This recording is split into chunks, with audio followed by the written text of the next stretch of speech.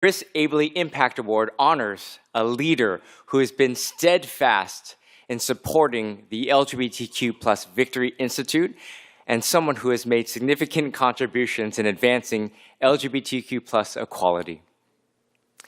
We present this award that recognizes exceptional commitment to strengthening LGBTQ+ representation and expanding quality through service and advocacy.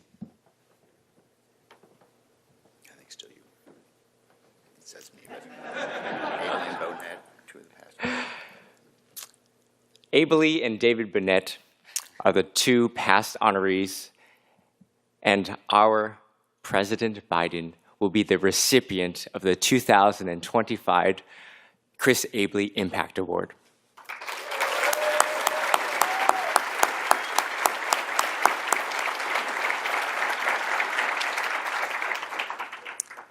President Joe Biden is a hero and an icon for our LGBTQ+ community. He has been a longtime supporter of our work and our mission. He presided over the most inclusive administration in history. In history, hands down. He, of course, was a critical partner in making government reflect the LGBTQ+ community that it serves. But that's not all that he's done. So on Meet the Press in 2012, and I think you will recall what is one of my favorite, can't miss TV moments, in an unscripted moment, speaking straight from the heart, which could describe most of our great president's career, he announced his support for same-sex marriage. Woo! As vice president, he was the first member of a sitting federal administration to do that. It caught President Obama a little off guard. However, 3 days later, President Obama announced his support as well.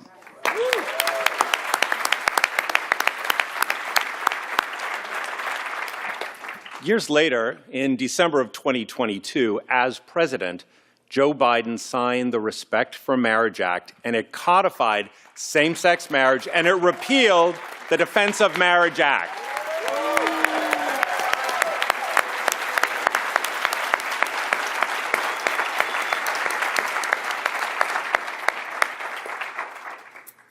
If I may borrow a touch of Irish wisdom, a good heart is better than all the heads in the world.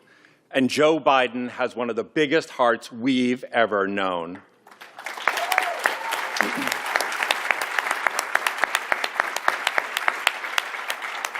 He shows up for families, for communities, for equality, always with warmth, humility, and a steadfast belief that we can do better for each other.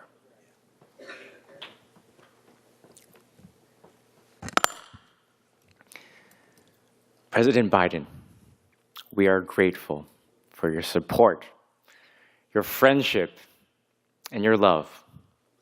You remind us that progress is absolutely possible, that inclusion matters, that love and decency will always prevail.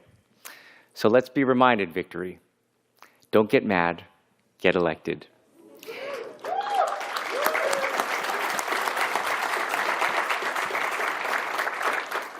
Victory, victory, victory. Would you please join me, stand, and give a warm victory welcome to join in solidarity to welcome the 46th President of these United States, President Joe Biden.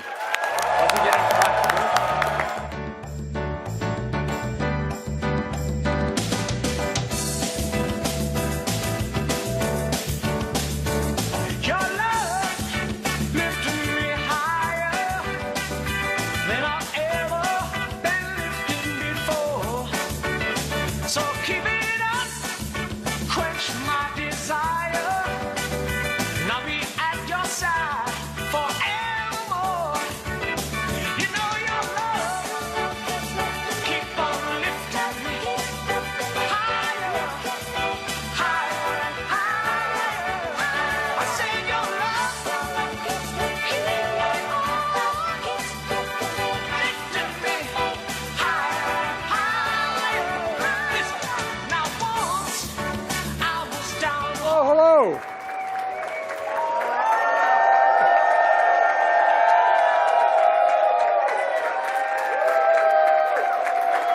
I'm not going home. Thank you, thank you, thank you. Please sit down.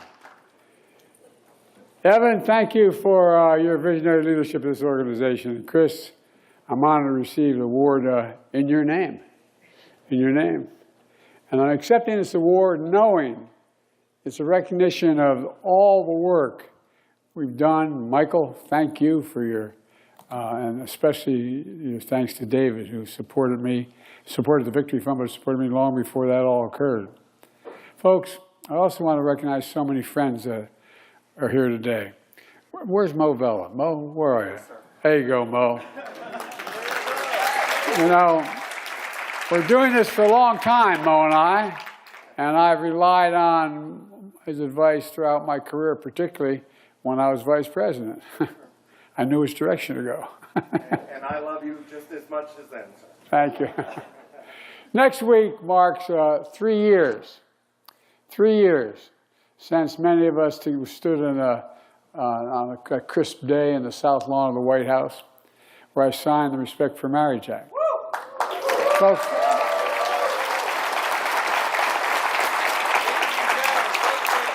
as the ceremony came to an end, the sun began to set. Rainbow lights lit up the portico of the White House. You know, the moment had an air of celebration, but also, quite frankly, for me and many of you, I expect, an air of relief. Relief.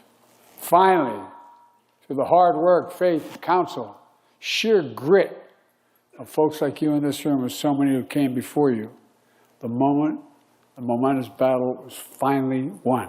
Finally. And look, today, though, we know there's much more work to do. And the challenges ahead can feel daunting, particularly in the face of everything we're seeing coming out of this reactionary White House. You know, we're all here today for the same reason. Same reason. It's all because we believe in the power of our democracy to pull the nation together. You know, our worst moments, actually, we're the only country in the world that's gone through every crisis and come out stronger than we went into the crisis. Every time. America's the only country. Also is founded on an idea. We're unique, not a joke. It's not just, you know, America. It's true. We're the only country founded on idea. Every other country in the world is founded on geographic boundaries, religion, ethnicity. But we're an idea. A strong idea. It's stronger and more powerful than any dictator or any army. And that in America, we hold these truths to be self-evident. All men are created equal. All deserve to be treated with dignity and throughout their lives. And all of us, each and every one of us, deserves that. That's how I was raised. That's how many of you were raised, I guess, too. We've never lived up to that idea, though. But we've never walked away from it. We've never walked away from it either. And so you've heard me say before, that when I was growing up, whenever something bad happened, I used to be a stutterer and people made a lot of fun of you, a lot of other things. My dad would look at me and say, Joey, just get up. Get up, Joey. Get up. Well, folks, that's my message to all of us today. To all who love our country. To all of us who are dismayed by the present state of the Union. This is no time to give up. It's time to get up. Get up and fight back. Get up. Continue to fight. And what's the fight all about? It's not high praise. It's about protecting the Constitution. It's about protecting the Constitution. Some of you are old enough to remember back in 2012, I went on Meet the Press. Got myself in a bit of trouble. But good trouble. You know, I just couldn't remain silent anymore. We had this whole plan to let things...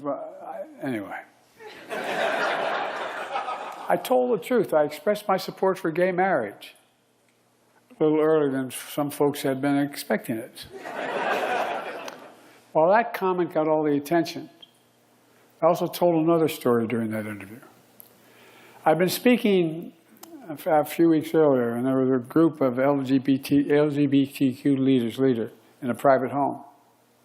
And during the Q&A period, and I was in that home, a gentleman stood up and said, "Mr. Vice President, let me ask you a question. How do you feel about it? How do you feel about us?" That's the way he said it. I turned to the gay couple who owned the house. I looked at both of them. I said, "What did I do first when I walked in the door of your home?" And they both said, "You walked right up to our 2 children." And I turned to the person asking the question. I said to those children, "I wish every American," I mean this from the bottom of my heart, "I wish every American could have seen the love in the eyes of these 2 young boys for their dads. It was palpable. You could feel it. Because if they did see that, they'd never have any doubt about what this is all about." Folks, a lot has gotten lost in all the noise with terms like DEI and being weaponized and people's basic identity turned into political football.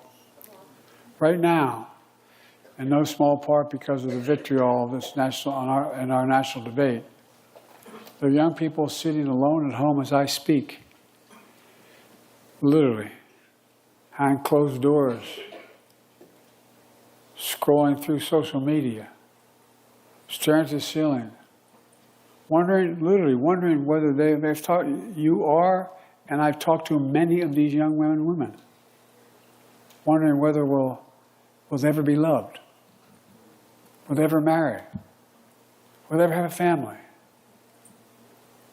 ever truly be accepted for who they are. So my message to young people is this: just be you. Be who you are.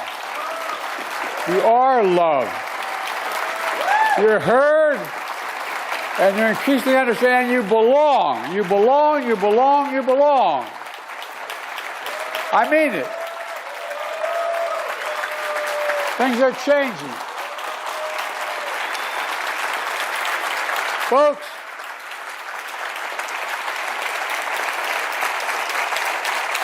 Donald Trump and the MAGA Republicans are trying to distort and derail our fight for equality. They're trying to turn it into something scary, something sinister. But folks, it's really not about anything that's all that complicated. At its core, it's about making every American, given the opportunity to be treated with basic decency, dignity, and respect they all deserve. That's what every single American deserves, every American. This administration is trying to use those issues as a wedge to further divide the country. But there's nothing more American than the notion of equality. Nothing, nothing, nothing. And folks, it's a struggle as old as the country's founding. That's why many of us are in this room today. We also know that the fight ahead is about more than equality. It's about opportunity. It's about opportunity. It's about making sure every American has a chance to make a decent living. It's about having equal access to quality health care, make it affordable. It's about, they can pay any rent, send their kids to college, pay for the grocery bills. It's about making sure every American can come home at the end of the day, look their kid in the eye, and say, "Honey, it's going to be okay." It's that basic. It is that basic. You've heard me say before, my dad used to say, it's all about, can you look your child in the eye and say, "It's going to be okay." That's what we worked so damn hard to do during my administration. In those 4 years, we created 16 million new jobs. Unemployment dropped Unemployment dropped to a 50-year low. We lowered the price of everything from health care to cost of college to junk fees and airline tickets and credit cards. We made a lot of progress. We had so much more we had to do to make life affordable for every American. And it's this work that's motivated so many of you to step up, put your name on the ballot, and run for office. LGBTQ candidates across the country running not only to ensure equality for every American, but also to ensure that every American has access to opportunities they deserve. I want to thank those of you who are willing to put yourself on the line, willing to subject yourself and your families to the public scrutiny and the attacks that sure will come your way in order to make life better for every American. It's going to take character. It's going to take courage. So please join me today in thanking all the candidates elected to office here today. And please stand up, candidates. Stand up. Thank you.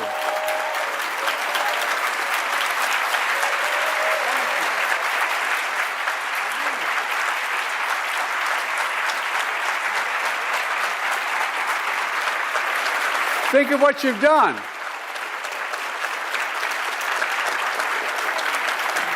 I know I look like I'm only 40 years old. I know that. I've been doing this job for 51 years.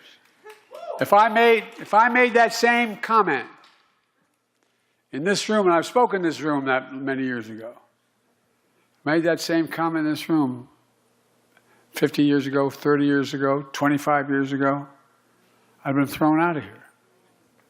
Not a joke. Well, when I took office, I promised to have an administration that looked like America. I've kept my promise.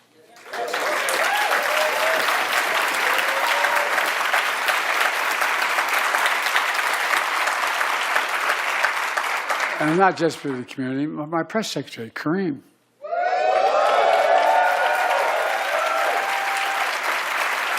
My head personnel, Goodman, is here. I don't know if he's here or not. There you are, man. Stand up. Oh, I see Kareem. There you are.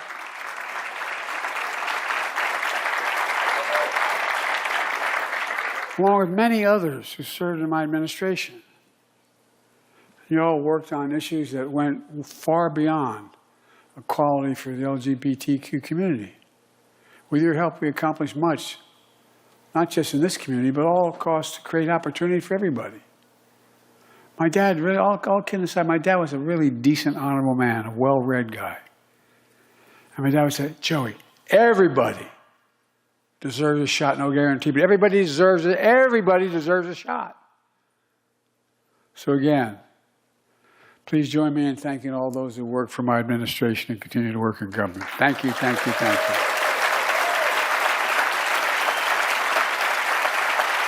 Let me close with this.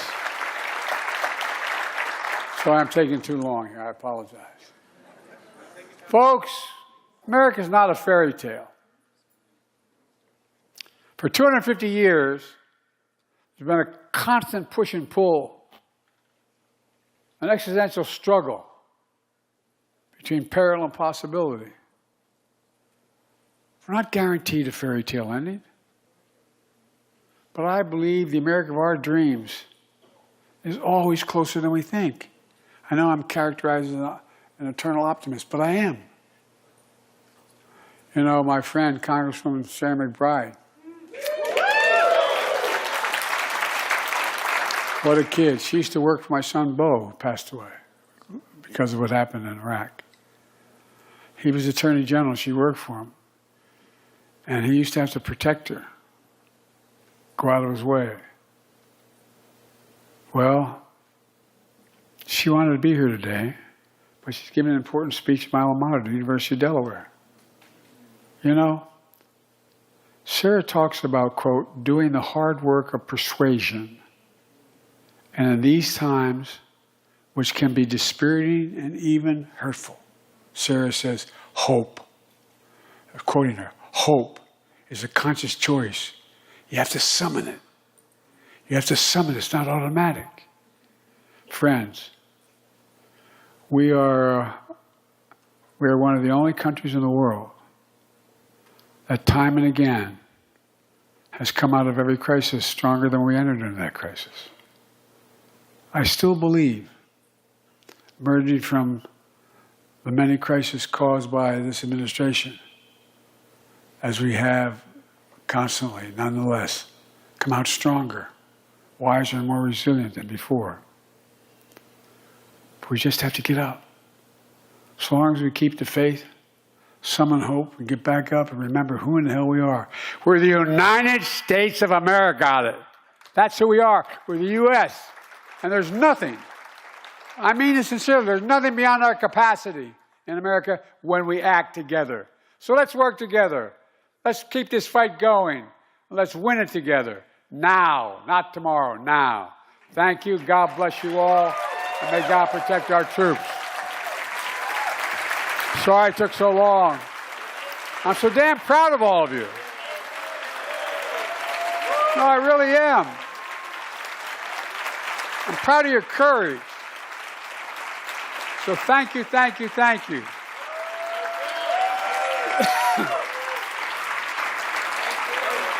Every time I'd walk out of my grandfather Finnegan's house in Scranton to yell, "Joey, keep the faith." My grandmother, "No, Joey, spread it. Let's spread it." Thank you.